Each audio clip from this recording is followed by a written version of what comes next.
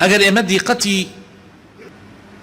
ئەو کەیسانە بین کە لە دادگاکانایە، ئەگەر سەردانێکی گرتوخانەکان بکەین ئەبینین زۆربەی ئەو کەیسە خەتەرانە ترسناکانە کە لەوێ هەیە هۆکارەکەی بۆ ئەوە ئەگەڕێتەوە کە ئەم قاعیدەیە ئیهمال کراوە لە ناو کۆمەلگای موسڵمانانە.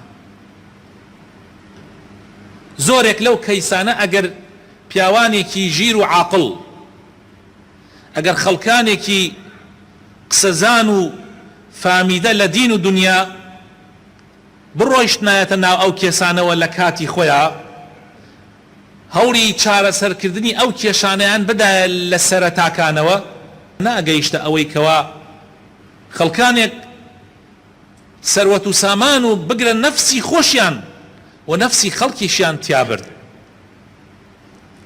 خۆشەویستەکانم، ئەمڕۆ ئێمە لە کۆمەلگایەک هاین دڵەکان ڕەش بۆتەوە، حەسادەت و خراپەکاری ڕقی ناو دڵەکان وەکو بڵێی زاڵ بووە، باڵی کێشاوە بەسەر کۆمەلگاکەمانە.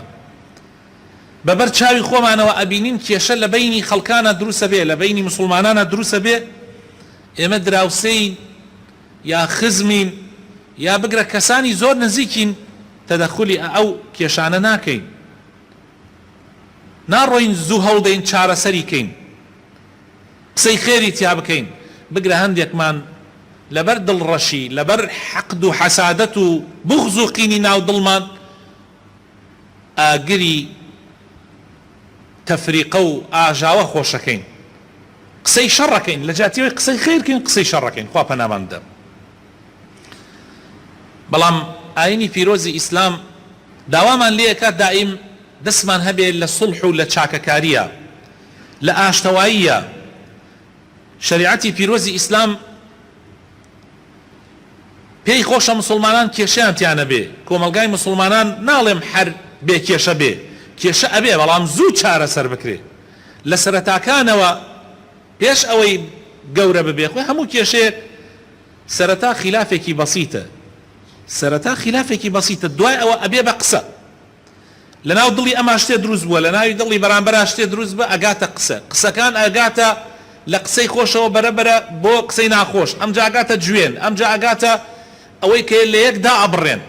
جاری وا هەیە خەڵکێکیش دەستی تێخاو ئەم لا چەک هەڵەگرێ و ئەو لا چەک هەڵەگرێت، جاری وا هەیە چەک هەڵگرتنەکە چەکی دارە و چەقۆیە و ئەو شتانەیە، جاری وا شێگاتە چەکی تفەنگ و ئەوانە و کوشتار ڕوەدا و ئەبێتە مای ئەوەی کەوا دوو کەس لە یەک ببن، یان یەکتری بکوژن، یان دوو عایلە دوو بنە ماڵە کێشەی گەورەیان تیا دروست ببێ.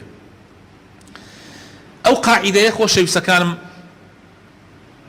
کە ئێستا باسمان کردووە سڵح و خەیر لە قورئانە، لە ناو ئاەتێکە هاتووە لە سوورەتی نیسا ئاەتی 128